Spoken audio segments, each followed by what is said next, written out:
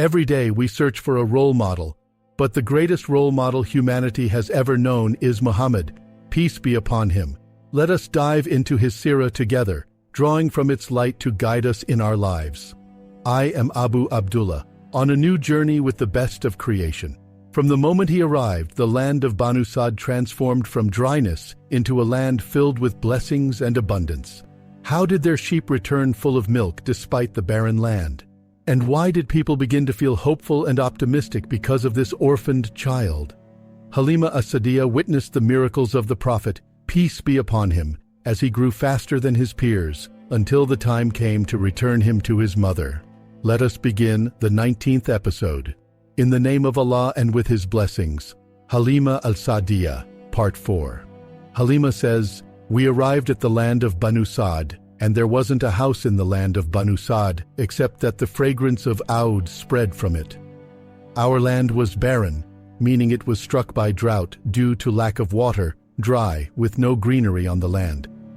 The sheep would graze and return emaciated, with nothing entering their stomachs, and there was no milk in their udders."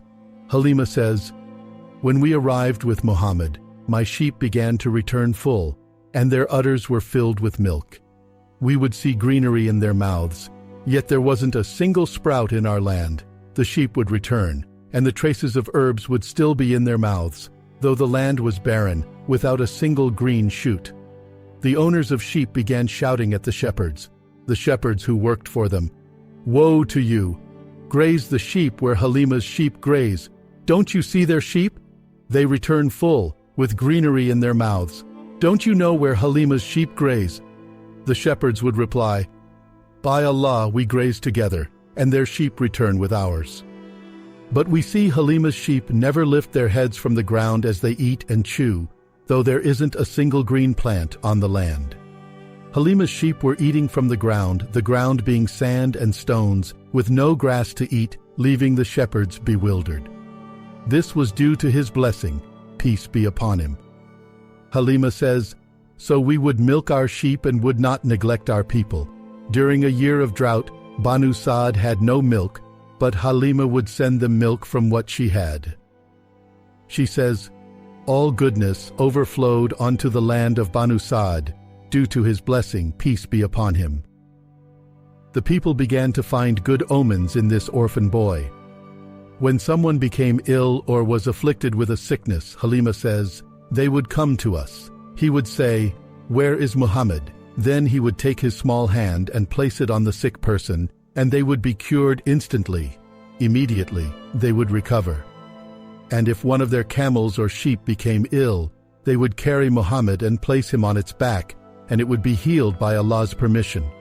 Halimah says, "Muhammad, peace be upon him, began to grow in a way unlike the growth of other boys. He would grow in a single day what others would grow in a month.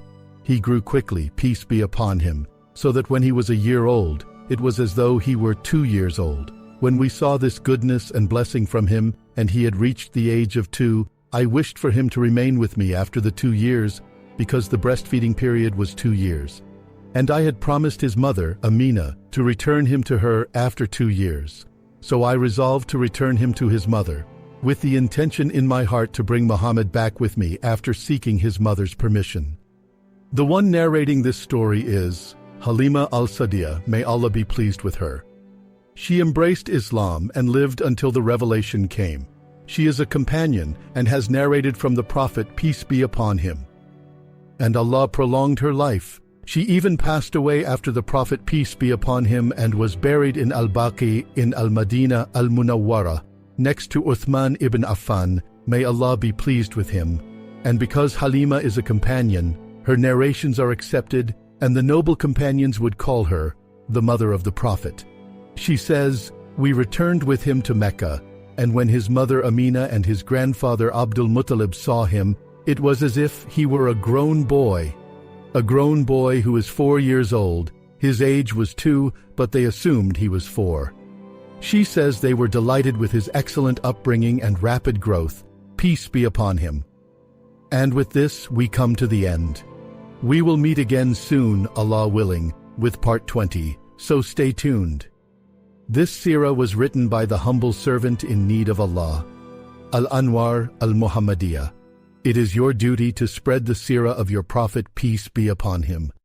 Perhaps you will meet him at the blessed fountain while he is pleased with you, and this will be a reward written for you.